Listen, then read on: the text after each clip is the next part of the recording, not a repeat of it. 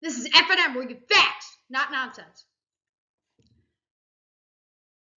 Okay, so our breaking news today. Despite many months of speculation, the political organization No Labels announces today that it would not field a third-party ticket. Now, this is a centrist organization, political association. Their goal is to find a common ground, a path forward, a lot of bipartisanship. They're planning to field a unity ticket, encouraging common sense problem solving. It comes after one of the program's founders, Joe Lieberman, the longtime senator from Connecticut, passed last week. People such as Senator Joe Manchin, Nikki Haley, Senator Susan Collins, Senator Lisa Murkowski, Chris Christie, former Maryland Governor Larry Hogan, and Senator Mitt Romney turned them down. They had secured ballot access in all 50 states, and some states, even such as Kansas, had gone as far enough to recognize them as an official political party.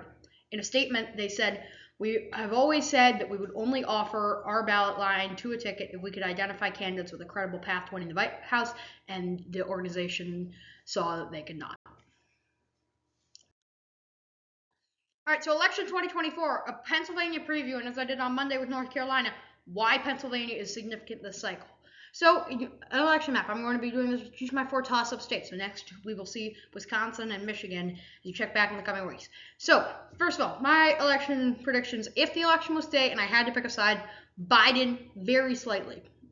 You can see the polling for the race. It's going to be down there. Joe Biden holds a small edge because one poll, a Franklin and Marshall College poll, which there's a college in Pennsylvania, Franklin and Marshall, put Joe Biden ahead by 10 points in Pennsylvania, which is very large. Now, Trump only got 38% of the vote. Maybe just lack of enthusiasm for Trump, and maybe if you force people to pick, you get more. And I see Trump taking up a lot of that. The poll has a large margin of error, not a huge sample size, but it's important to note all of their things had been close up until today. Their polls, it was like 42-41 for Biden the last time they'd done this. And then the Senate race down the ballot. Senator Bob Casey is quite popular in Pennsylvania. He's facing a challenge from candidate for governor 2 years ago and Bush administration official David McCormick. And Bob Casey's leading a lot in polls. Maybe that will sway people in favor of Biden. David McCormick's actually a very moderate, rational Republican, as I think a lot of Democrats would describe him. Bob Casey was moderate, even conservative. Blue dog, maybe deep South Democrat, but he has shifted heavily to the left in the last 10 years. Really, down ballot voting could prove very heavy in this race, especially with the big. Pennsylvania is going to be a big state to decide the presidential winner this year. All right, news from March 4th. Judge Eileen Cannon rejected Donald Trump's bid to drop criminal charges in his classified documents case.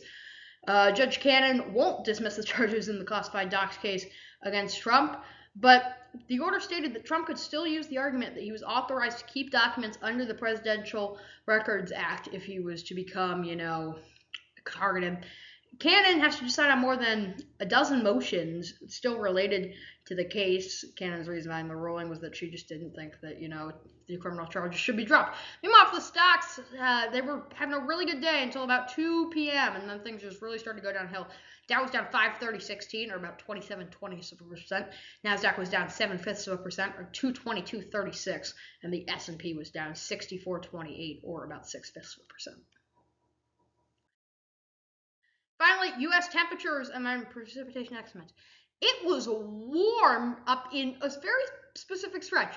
Billings, Montana, 75 degrees.